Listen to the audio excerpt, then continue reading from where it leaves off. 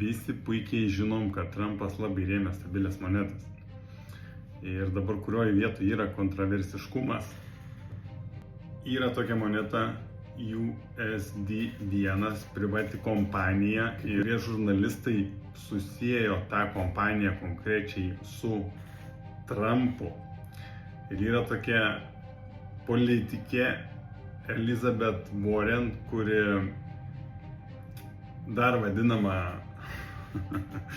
antikripto generolė, ir jį kaltina Trumpą.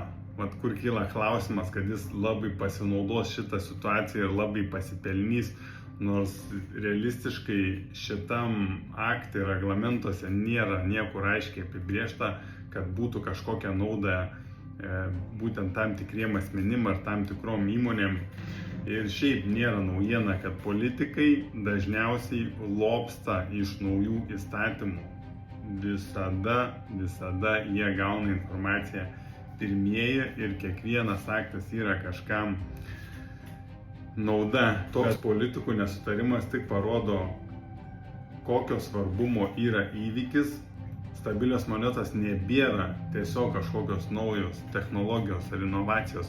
Jos kitoj daly papasakosiu, ką tai reiškia patiems bankams, finansinėms technologijoms ir galbūt net jūsų investicijoms.